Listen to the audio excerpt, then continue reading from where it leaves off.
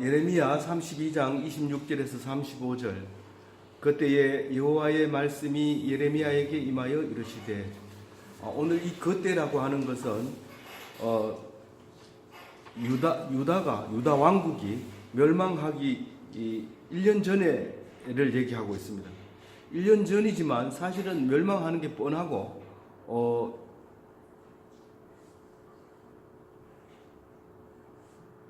밖에서는 바벨론 군대들이 토성을 쌓아서 성을 넘어오게 하기 위해서 토성을 쌓고 있는 그때를 얘기하고 있습니다. 근데 이때에 예레미야에게 하나님이 무슨 말을 했을까요? 그 예레미야는 선지자이기 때문에 하나님 말씀을 기도하면 들려지게 되는 겁니다. 예레미야가 무슨 기도를 했느냐 하면요, 이제 1년밖에 안 남았는 이 유대에 포위되어 있는 유대 사람들에게, 이제 사람들은 전쟁이 나면 어떻게 할까요? 땅이 소용이 있어요? 땅이 소용이 없어요. 그래서 소용이 없는데, 이 기업으로 준 땅은 함부로 팔 수 있을까요? 없을까요? 함부로 팔 수 없기 때문에 꼭 팔 때는 친척한테 얘기를 해야 돼요. 제일 가까운 친척한테 나 이 땅 팔려고 한다. 그러면 할 수 없이 팔아야 되니까 내가 살게. 만약에 그 사람도 형편이 안 되면 난 못 사겠다. 그러면 딴 사람한테, 그보다 더 가까운 사람한테, 조금 멀지만은 제일 가까운 사람한테 또 가서 얘기해야 되고, 아무도 가까운 친척이 없을 때 딴 사람한테 팔 수 있게 되어 있습니다. 그래해도 50년 되면 자동으로 자기한테 돌아오게 되어 있습니다. 50년 된 뒤에 살 수 있는 보장은 없지만 그 기록이 남아 있어서 늘 그 사람 이름으로 대대로 영원히 땅을 이어받을 수 있게 그렇게 만들어 놓은 게 이스라엘 백성의 법입니다. 하나님이 주신 법입니다. 그런데 예레미야는 하나님께서 사촌이 너에게 땅 사라고 올 거다. 그럼 어떻게 하라고요? 그 땅을 사라.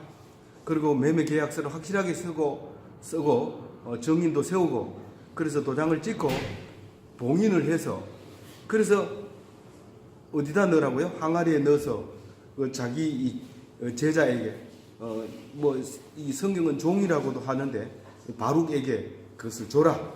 그래서 바룩이 그걸 들고 가서 땅에다 묻어서 잘 보관할 수 있도록 해라. 그렇게 얘기를 해서 그대로 합니다.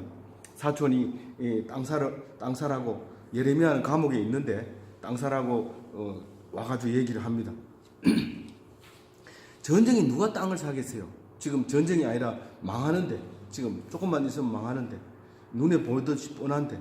그런데 그대로 땅을 사서 바룩에게 줘서 그 문서가 항아리 속에 담겨서 땅 밑에 숨겨 있거나 토굴 속에 깊이 숨겨져 있을 겁니다. 지금도 어디 찾지 못하고 그 문서가 있을지 몰라요. 그래서 많은 사람들이 그걸 찾아내려고 애를 쓰고 있는데, 지금으로부터 몇 년 전에, 2500년 전에 있는 일입니다. 이 일이 유대가 망한 연도가 586년이에요. BC 586년. 그때 망했는데 70년 뒤에 다시 바벨론 포로에서 해방되지만 이미 예루살렘 성은 다 망하고 없을 때입니다. 그리고 400년 뒤에 예수님이 오십니다. 그리고 이제 2000년이 지났어요. 그러니까 2500년 전에 이 말을 하고 있는 것이 우리가 읽고 있어요. 지난달에 나온 베스트셀러를 읽기도 바쁜데 2500년 전에 책을 읽는다는 게 그게 무슨 소리냐? 그게 무슨 그런 책을 읽느냐? 우리는 그 책을 죽으라고 읽어요. 죽으라고. 아침에도 읽고 저녁에도 읽고 자기 전에 읽고 계속 읽어요. 안 그러면 못 살아요. 기독교인은 그래요. 그 말씀이에요. 무슨 말씀인데 도대체 그렇게 열심히 읽는가? 27절에 나는 여호와여 모든 육체의 하나님이라 내가 할 수 있는 일이 있겠느냐? 뭐라고 했길래 하나님이 이렇게 대답을 합니까? 이 예레미야가 땅을 사라고 해서 사놓기는 했는데 이제 곧 망할 건데 왜 땅을 사라고 했습니까? 기도를 하는 거예요. 울면서 슬픕니다. 나는 다른 사람은 그 돈 가지고 얼마나 살지 모르지만 그거 가지고 1년 사는데 나는 돈도 없고 이젠 있는 것조차도 다 땅 사는데 들어가 버렸기 때문에 굶게 됐는데, 그렇다고 해가지고 1년 뒤에 나라가 망하지 않는다면 또 모르겠지만 망하는 게 뻔한데 왜 이렇게 했습니까? 하고 기도를 합니다. 기도를 하는데 그 대답이 오늘 26절부터 대답을 하신 거예요. 하나님.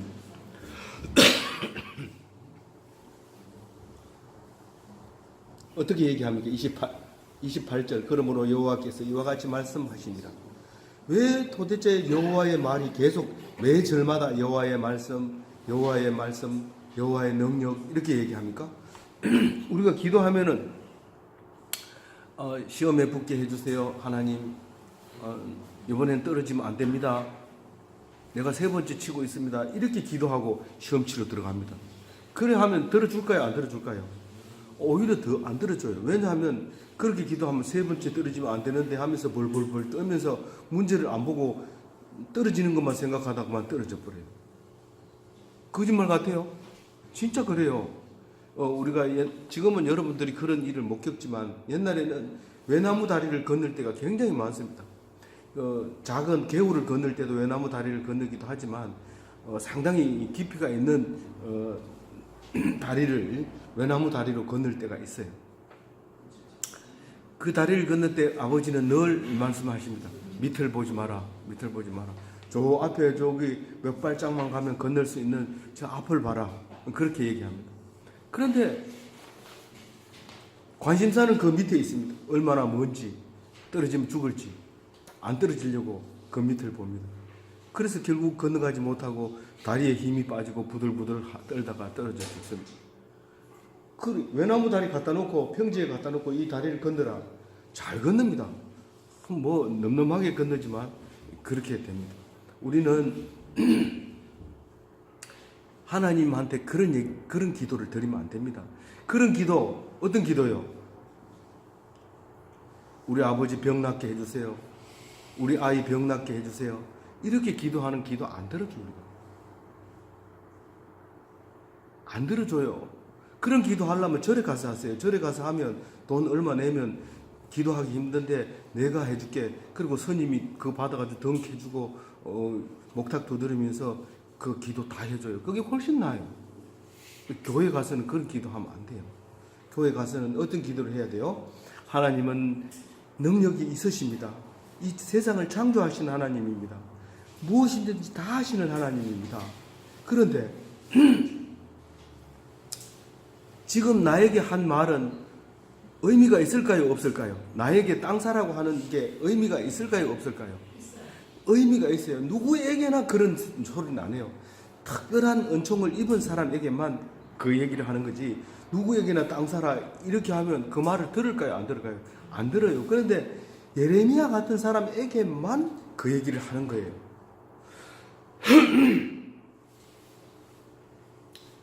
그래서 예레미야는 그 말을 들었기 때문에 특별히 은총을 받은 사람입니다. 이 사람에게 하나님이 계속 말씀하십니다. 다른 사람에게 말하지 않아요.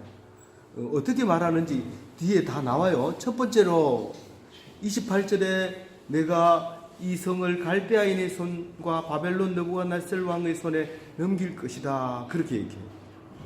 이 바벨론 시대에 느부갓네살 그러면 여러분들 다 들어봤을 거예요. 나부코라는 그 유대인의 합창이라는 명곡이 있는데, 이 이탈리아 사람이 작곡한 건데 유명하죠.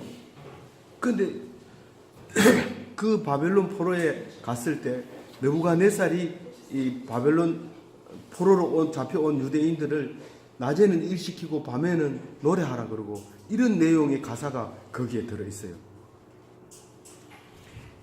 그 느부갓네살을 이탈리아 말로 나부코라고 해요. 그 나부코의 곡이 유명한데 그 나부코가 갈대아인의 있는데 이 갈대아라고 하는 것은 옛날부터 있던 이름이고 바벨론은 이제 새로 생긴 이름이고 갈대아는 아주 옛날부터 지금까지 쓰고 있는 이름인데 메소포타미아라는 말이에요. 갈대아라는 것은.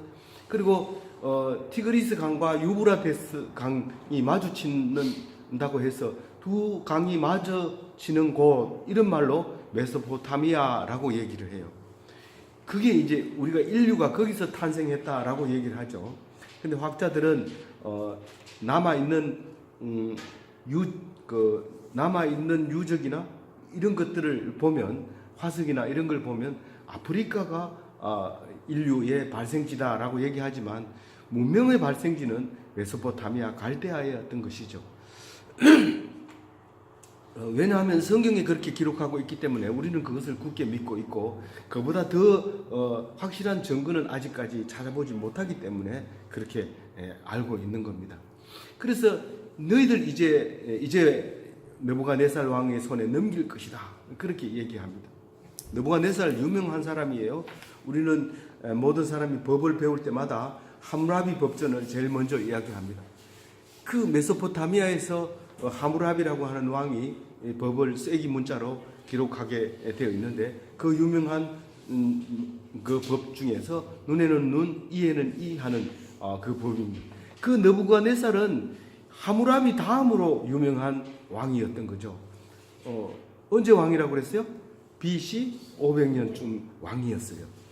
그래서 넘길 거다 그러면서 이 성을 치는 갈대아인이 와서 이 성읍에 불을 놓아 성과 집 곧 지붕에서 바알에게 분향하며 다른 신들에게 전제를 드려 나의 경노하게 한 집들을 사르리라.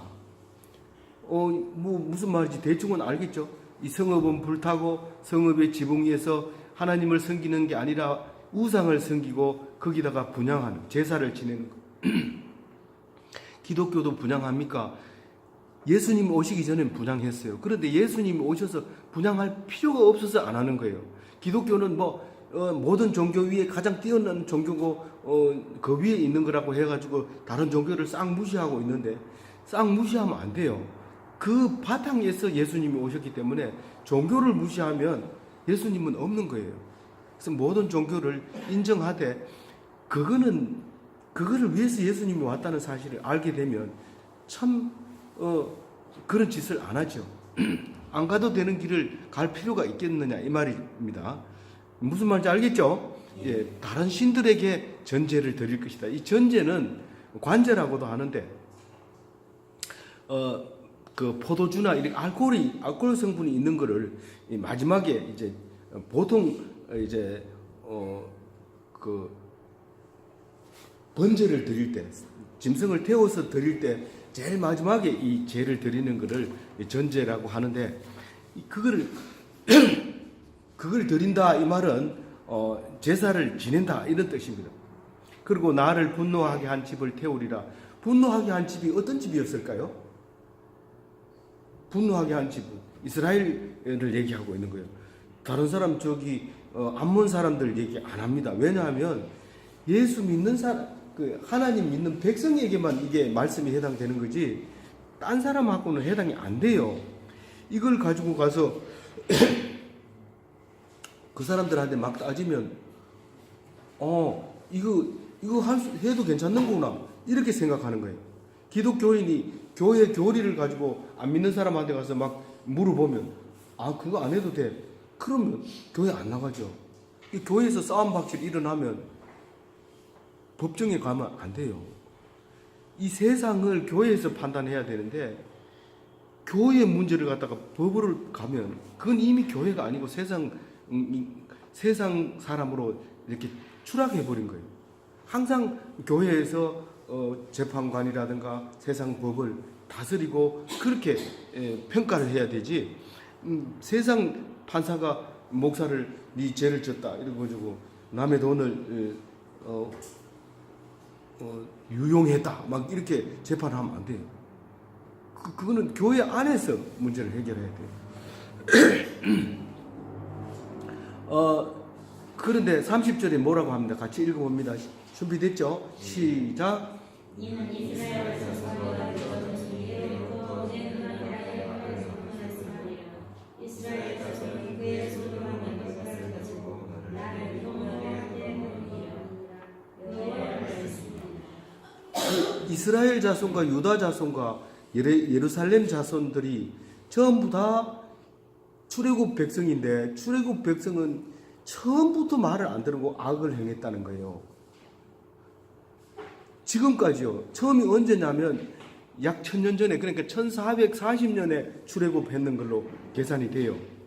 그러면 1000년 동안 악을 행했다는 거예요. 뭘 그렇게 악을 행했다는 말입니까?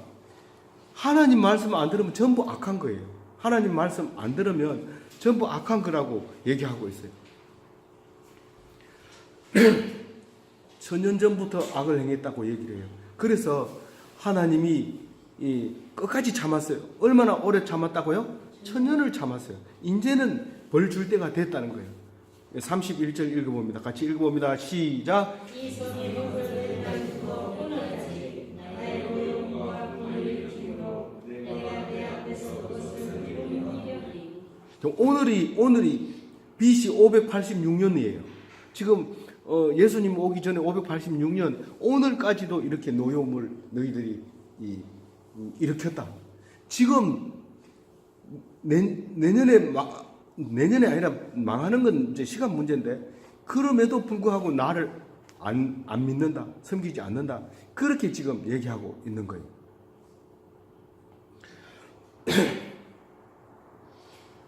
그래서 하나님은 왜 저 잘못한 사람한테 그냥 놔둡니까? 하나님이 진짜 계십니까? 그러면 저렇게 못된 사람을 놔둬서는 안 되지 않습니까? 내가 능력이 없어서 그걸 그냥 놔두겠느냐? 그게 뜻이 있다는 거죠. 뜻이. 얼마나 오래 참는지 몰라요. 이 시편 32편에는 여호와는 은혜로우시며 긍휼이 많으시며 노하기를 더디하시며 인자하심이 크도다. 1000년을 참았다는 거예요. 더 이상 못 참는다는 거예요. 그래서 32절에 읽어보면 이는 이스라엘 자손과 유다 자손이 모든 악을 행하여 내 노여움을 일으켰습니다. 그들과 그들의 왕들과 그의 고관들과 그의 제사장들과 그의 선지자들과 유다 사람들과 예루살렘 주민들이 다 그러했다. 이 성을 짓고 나서 그때부터는요, 그전에는 성막을 둘러매고 다니게 돼 있어요. 그랬는데 안정적으로 이렇게 고정적으로 있으면서 솔로몬이 성전을 잘 지어가지고 거기다가 이제 법궤를 놔두고 제사 지내기 시작하니까 제사장들이 권력이 막강해져요. 인구는 늘어나죠.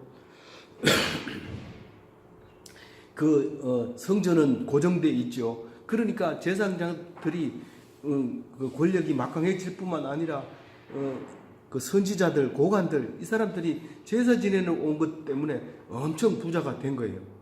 그러니까 점점 갈수록 악을 행할 수밖에 없어요. 하나님은 없고 율법만 남아가지고 율법을 악용해서 사람들에게 돈을 받기도 하고 그렇게 하는 거죠. 이게 그때만 있는 게 아니고 나중에 우리 기독교들이 이 말도 안 되는 면죄부까지 막 팔고 이래요. 그래가지고 반기를 들고 일어난 것이 개신교입니다. 그래서 이제 그렇게 망할 수밖에 없다라고 얘기하면서 이제 망하게 하겠다. 그 사람들이 어떻게 했느냐 하면 33절에 그들이 등을 네개로 돌리고, 등을 네개로 돌리면 얼굴이 어디로 가요? 네개로 향하지 않으며 내가 그들을 가르쳤는데 끊임없이 가르쳤는데도 그들이 교훈을 받지 않았다. 그렇게 얘기합니다. 하나님이 언제 얘기했어요? 맨 처음에는 출애굽해가지고 맨 처음에 누구요? 모세에게 하나님 말씀을 가르쳤습니다. 나중에는 제사장, 선지자 수없이 줬는데도 하나님 말씀을 전하는 사람은 전부 죽여버렸어요. 다 죽여버렸어요. 그래서 순교한 사람들은 하나님 말씀을 전하다가 다 죽습니다. 그런데 하나님 말씀 안 전하고 원래 있는 법대로 하게 되면 부를 축적할 수 있어요. 지금도 마찬가지예요. 똑같아요. 하나님 말씀 안 전하면 사람들이 떼거리로 모여듭니다. 여러분들에게 축복하면요 많이 모여듭니다. 그런데 저주하면은요 내가 왜 내 돈 가지고 사는데 그거 가지고 기분 나쁜 소리 듣냐? 교회 안 갑니다. 그런데 복을 줍니다. 복을 줍니다. 새벽 기도 나오면 복을 줍니다. 그러면 새벽 기도가 막 꽉 찹니다. 그럼 결국은 그거는 문제를 일으키게 됩니다. 그게 무슨 말이냐면 선지자들은 절대로 순교하는 게 선지자입니다. 순교하는데 그런데 그렇지 않은 선지자들 때문에 유다가 망하는 거예요. 이 돈을 받고 이 성전을 섬기고 그렇게 하는 게 잘못됐다는 거죠. 그런데 진짜로 하나님 말씀만 붙들고 성경만 읽으면 아무도 안 오기 때문에 그 교회는 문을 닫아야 돼요. 그리고 혼자 하나님 말씀만 읽다가 이제 죽는 수밖에 없어요. 그게 진짜 선지자고 끊임없이 가르쳐준 하나님 말씀을 가르쳐준 사람은 그 사람 입을 통해서 가르쳐주고 있는 것입니다. 그래서 이렇게 얘기합니다. 34절 중요하니까 한번 같이 읽어봅니다. 시작. 내 이름으로 일컫는 집에 자기들의 가정한 물건을 세워서 그 집을 더럽게 하며.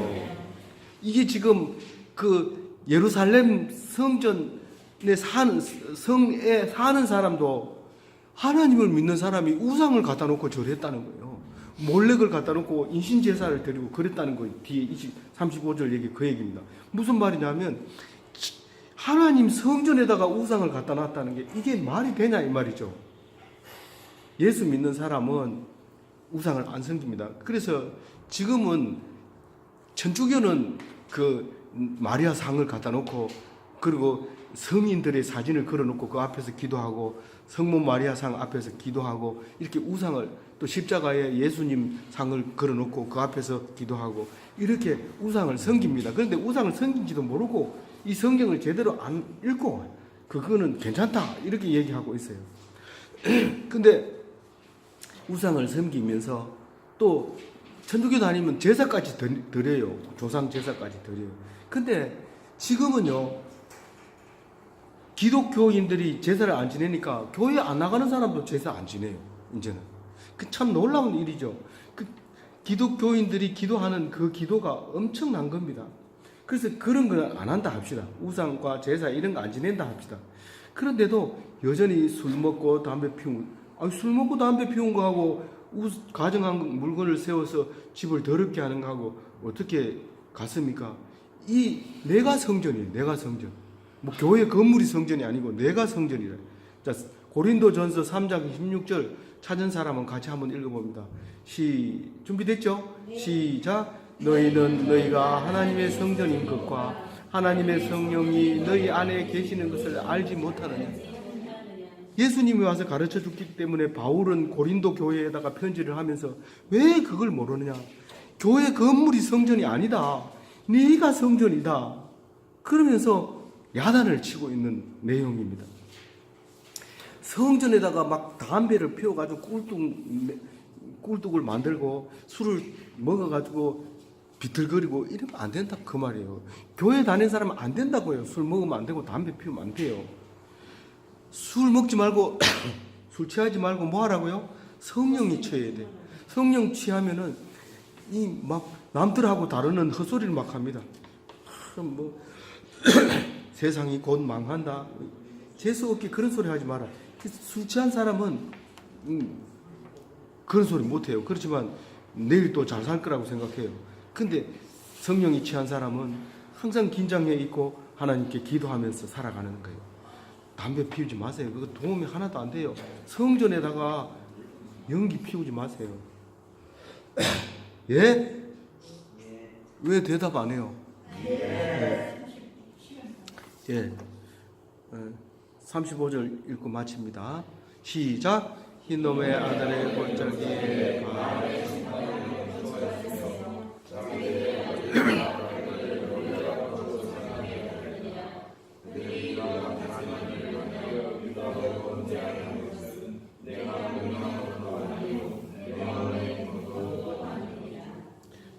예루살렘에서 인신 제사까지 사람을 불태워 드리는 그런 우상을 섬겼다는 거예요. 근데 나는 그런 그 한 적이 없다 그래 얘기하거든요. 근데 맨 처음에 보면 아브라함이 이삭을 드리라 그래요. 그럼 아브라함이 이삭을 데리고 가서 번제를 태워서 드리려고 그걸 데리고 가서 아브라함을 묶어서 장작 위에 올리고 칼로 이제 인신 제사를 드리려고 칼로 이제 목을 따려고 이렇게 있는데 하나님이 스톱. 그때는 스톱이라 안 그랬죠. 모르겠어요. 그건 언제 무슨 말을 했는지. 그만. 이래가지고 딱 멈췄어. 딱 보니까 그 옆에 양을 한 마리 주면서 그걸로 바쳐라. 그래서 그 양을 잡아다가 번제를 드렸어요. 한 번도 몰래 가고 하나님하고 똑같아요. 제일 귀한 것을 바쳐라 하는 건 하지만 다른 신은 우상들을 섬기면 자기 아들을 불태워도 그냥 놔둬요. 그 신은 말리지 않아요. 근데 하나님은 절대로 그렇게 하도록 안 돼 있어요. 그렇게 안 합니다. 똑같은 것 같지만 전혀 다른 게 하나님 백성입니다. 오늘 기독교인은 모든 종교 위에 다른 놀라운 하나님의 사랑을 보여주는 것이다 라는 것을 믿고, 다른 사람은 불행해도 기독교인은 행복해야 됩니다. 똑같은 어려움을 당해도 기독교인은 기뻐야 됩니다. 그렇게 기쁘게 살아가는 기독교인이 다 되시기 바랍니다.